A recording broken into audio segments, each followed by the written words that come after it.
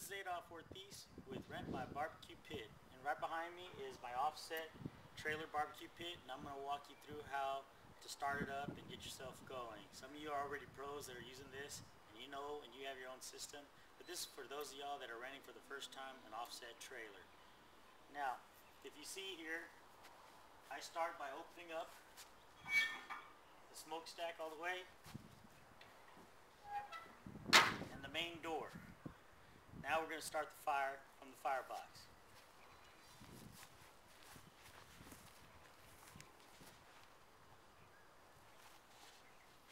My firebox can open from the top.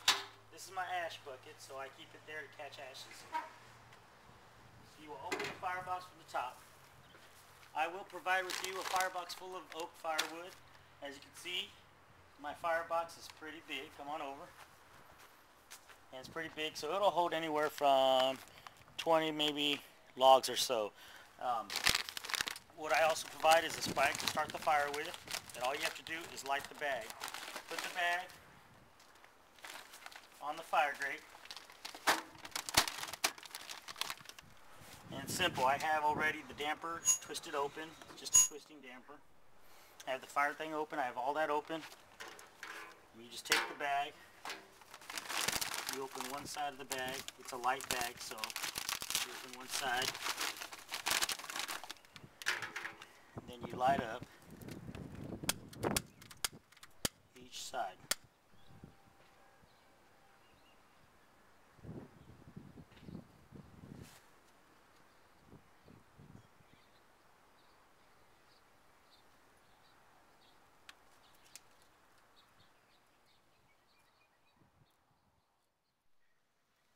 The bag is lit after we closed the damper because of the wind.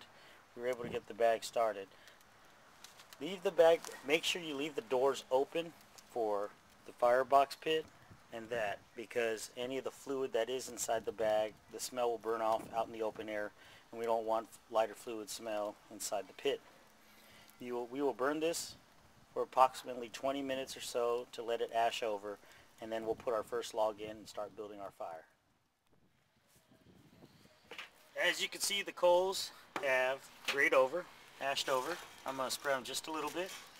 And now I will add 2 logs.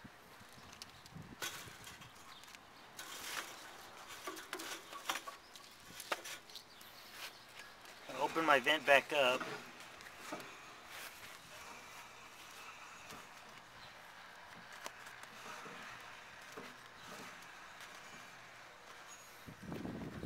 Actually just go ahead and open the door to give it a lot of air, and I'm going to wait to see the smoke turn into fire before I close the firebox lid. As you can see, there's a flame starting on the right, and the wood seasoned well, it'll start going.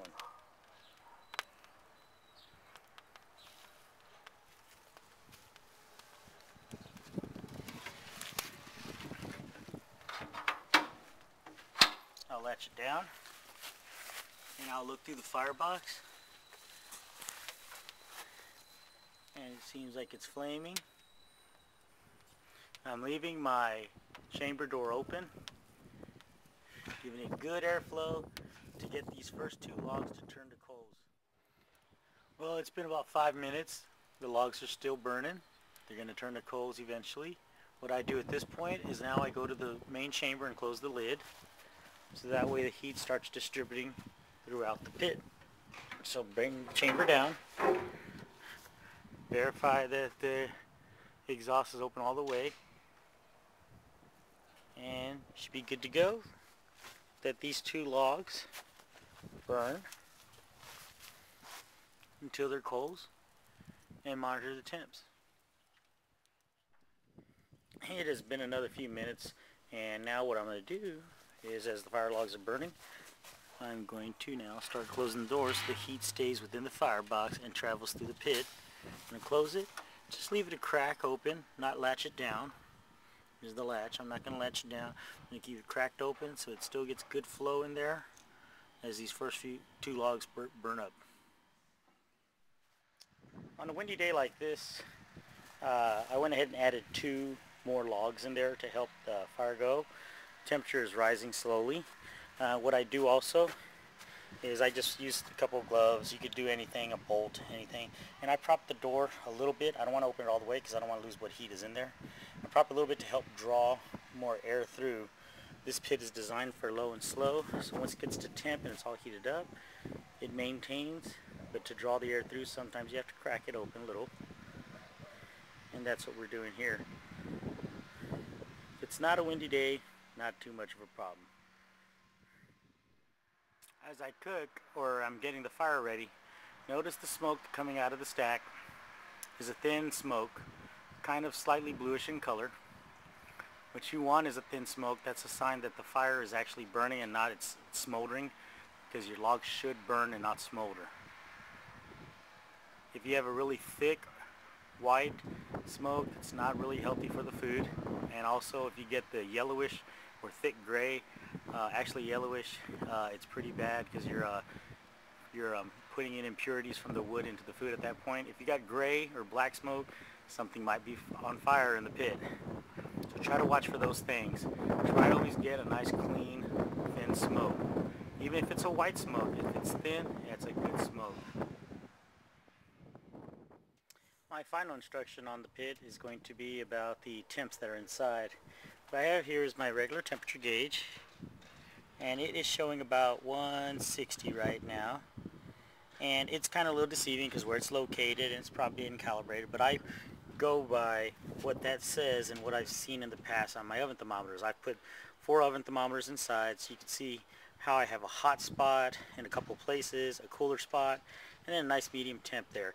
I try to run my pit at 225, nice and low and slow for my cooking, but I do have some areas that are about 250, and one of the areas that's a little bit cooler at 200, which if I need to slow down the process, that's where I'll move my meat. Depending on your cuts of meat, what you're cooking, you put it at different spots. I'm going to open the pit and show you those temps.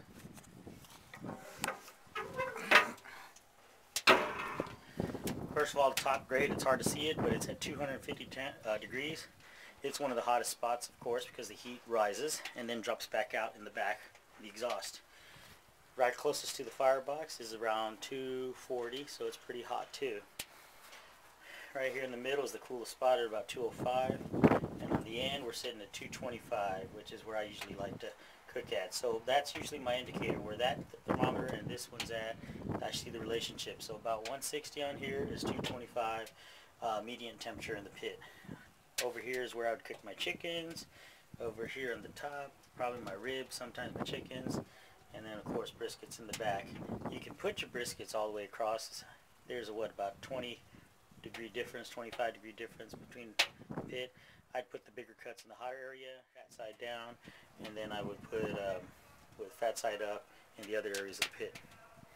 Hope you enjoyed this tutorial, and I hope you get going good with Rent My Pits. Thank you.